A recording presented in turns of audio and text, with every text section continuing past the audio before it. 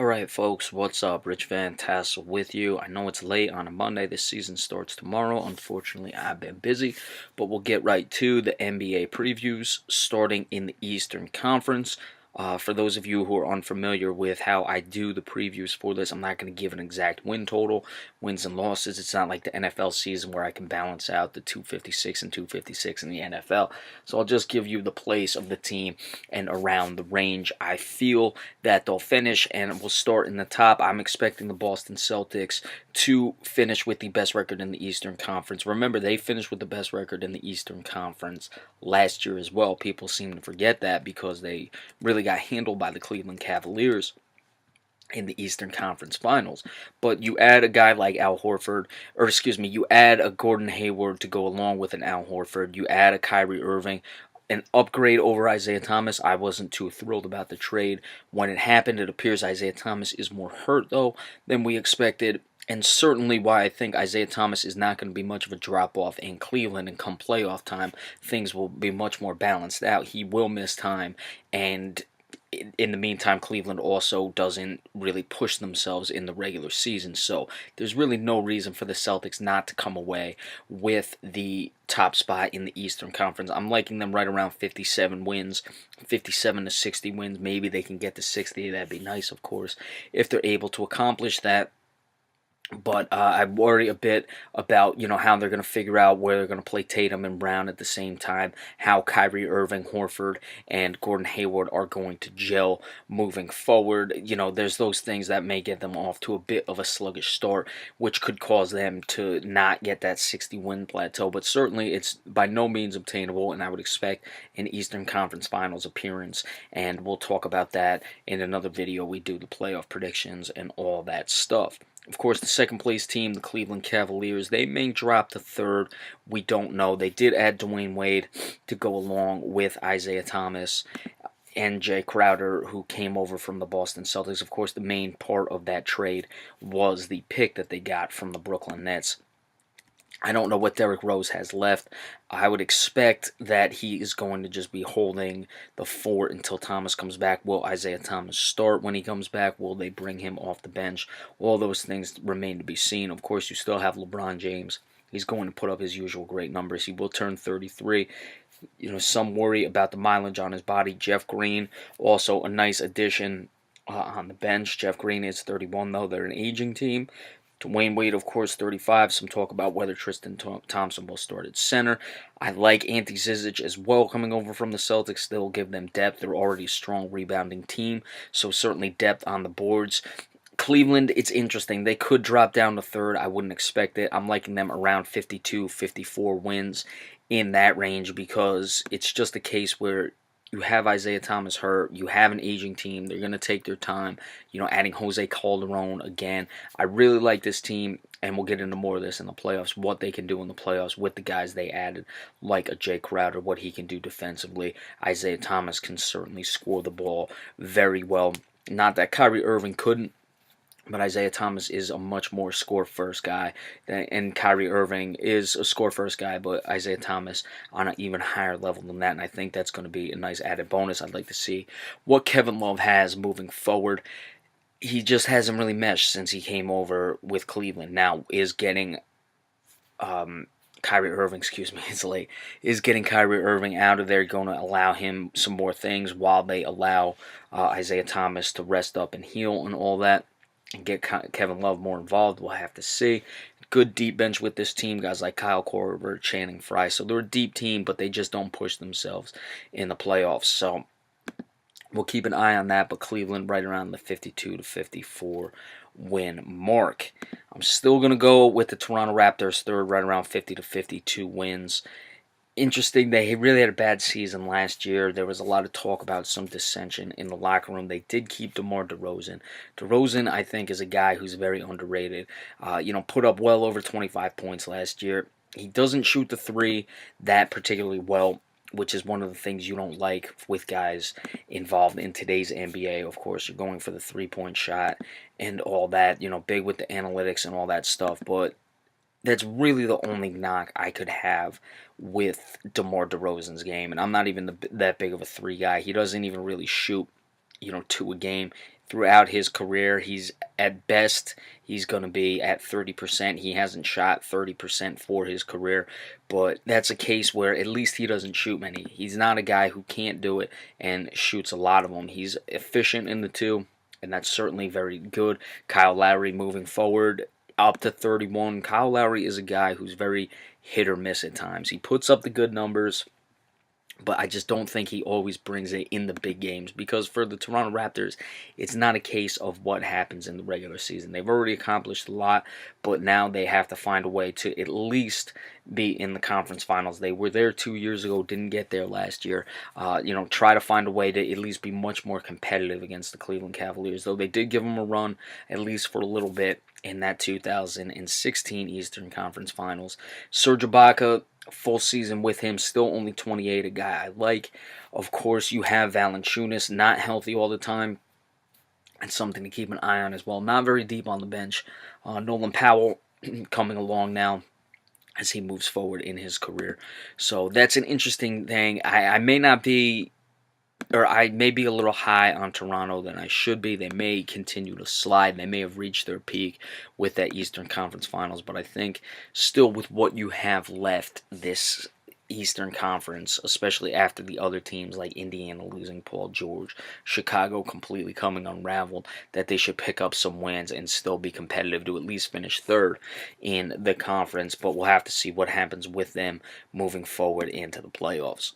Fourth place team, Washington Wizards, right around where Toronto will be at 50 to 52 wins. The thing with the Wizards, of course, is the playoffs, and even more so than Toronto, because Toronto doesn't really have the long list of playoff failures that Washington does. We're talking about a Washington team that's been around for a long time.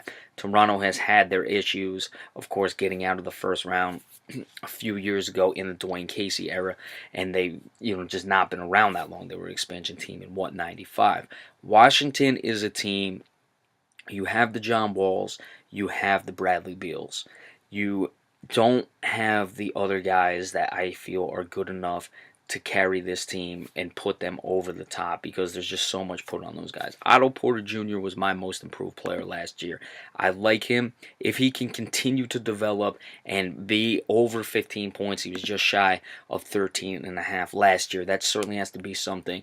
And much more of a guy who's not just getting the points off of, Bradley Beal and John Wall scraps. He's got to be a guy who can get the points when need be. Markieff Morris, of course, you have his brother Marcus going to the Celtics. Those guys have been quality pros since coming into the league. He's a guy who can stretch a defense out. So I like that. I don't think they're very deep. You bring in Jody Meeks.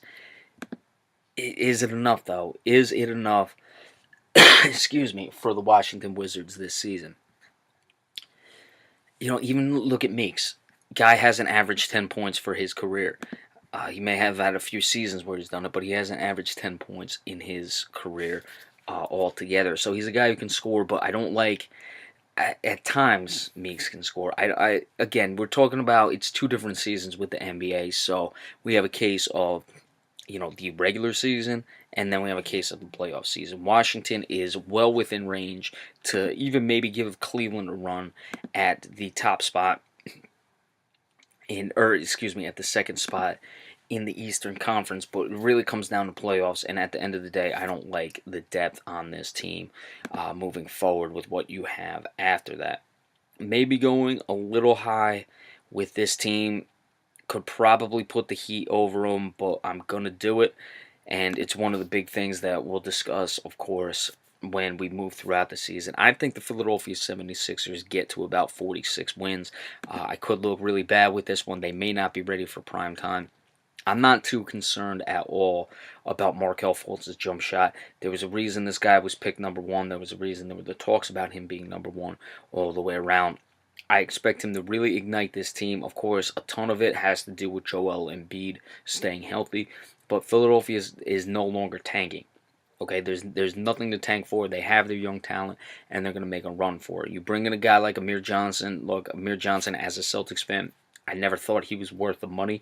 I never thought he was a guy who deserved, $12 million a year.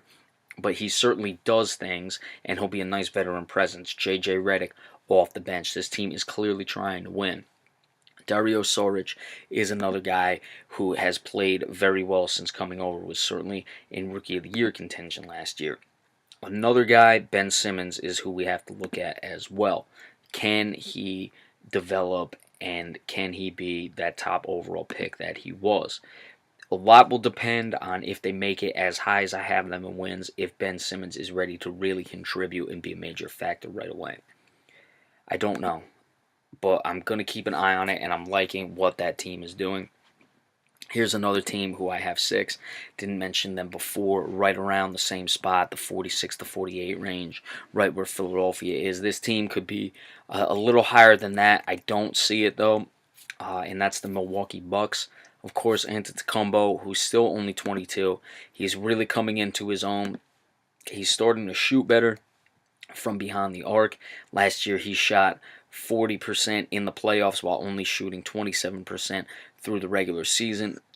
Can he continue to bring that up? That's huge for this team, but he does everything else. Of course, Malcolm Brogdon, last year's Rookie of the Year, he's going to have to continue to play well. Will he drop off? They've never really gotten Greg Monroe involved. He just doesn't really fit today's NBA since coming over. He still gives you some decent points. He'll still be a guy you can go to. He's going to give you at least 10 points a game. So when you need those things, Chris Middleton, I don't think is worthy of the $14 million contract. He was hurt at times last year. Still a young guy. So you have a lot of young players on this team.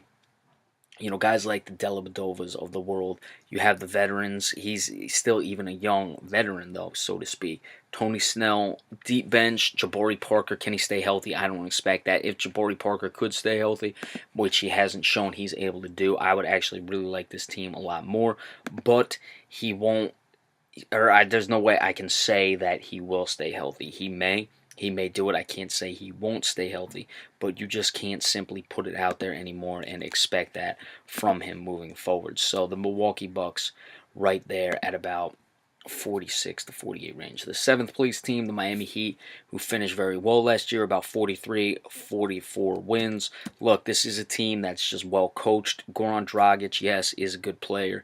Udonis Haslem, the veteran, is getting up there in age. Don't expect much. Dragic, very underrated, puts up over 20 points, as I think this entire team is underrated. Kelly Olynyk, he's a guy with Boston. He does things. Will he be in the starting lineup? I wouldn't expect to, but he'll certainly be in the rotation. He'll, can you put him in power forward? I don't know. Hassan Whiteside, good defensive player, good all-around center. They have quality talent, but they have talent that will help you be a 7th place team in the Eastern Conference. Olynyk, though, is really an interesting addition to this team. I'd like to see what he can do if he gets more opportunities, if he can be more consistent with what he does. He can hit the threes at times. He does have injury issues, but I'm not expecting too much when it comes to Kelly Olynyk. But he is a nice addition off the bench, and he will be able to do things for this team. 8th place team, Charlotte Hornets, about 40 to 42 wins, right around 500 for this team. Of course, their big addition was Dwight Howard. Dwight Howard, another guy, can he fit today's NBA anymore? I've always been a Dwight Howard fan. I think he can do a lot of things. Certainly the guy is still a big-time rebounder. He makes plays. He can be a difference maker on the defensive end. What will his offensive expectations be? Frank Kaminsky has not come along as much as I would have liked to have seen him in his progression. He's over 10 points a game, was over that last year. It's an interesting case with Kaminsky. I was expecting more of a guy who could be like a 15-point guy and actually be more of a go-to. I'm still not seeing that from him. And, of course, the big thing with the Charlotte Hornets, Kemba Walker. Will he finally just put this team more on his back? Not to say that he hasn't done so thus far in his career, but just be a guy who maybe carries this team all the way to a higher seed in the playoffs. Does shoot well from three-point land. He's a decent enough field goal shooter, right around 45%. Distributing the ball a little down. Let's see if more of the guys like Dwight Howard can get some lobs in that situation. If Kaminsky can continue to develop Michael Carter-Williams as well. If he's not expected to do as much as far as just straight scoring the basketball, and then maybe his assist numbers will come up. But that is something I'd like to see with Kemba Walker, because I think he's a spectacular player, and I think he's a guy who can really be a difference maker in this league if he just got a little more talent. Not to say that these guys are on the brutal end of the talent spectrum, the cast that he has around him, but certainly they are not guys, who you would say this is a big three with Kemba Walker or anything of that nature. About 38 to 40 wins, the Detroit Pistons next in the ninth place spot. They brought in Avery Bradley. Avery Bradley's always been a good pro. Some question marks as to whether he can stay healthy or not. If he can, I think he gives this team some good offense. Of course, he gives you the defense, but it's really the Avery Bradley on offense that is very surprising and certainly what this team needs. Tobias Harris is a good player, but he's right around the more middle of the pack realm. He can put up points on a team that wins 38 to 40 games. Can he be more of that, top end guy, which I just don't see this team having outside of Andre Drummond. Andre Drummond does a lot of things. He's a very good defensive player. Doesn't get the block shots you would like, but he can certainly rebound. His offense is iffy. He puts up points. If he shot better from the free throw line, he'd put up a lot more points. I think Andre Drummond is a top end center because of what he does on the defensive side of the ball. He's certainly a big-time player, but he's not a guy who's going to carry a team. Guys like John Laura off the bench has been a quality pro since coming into the league, good college player who came in.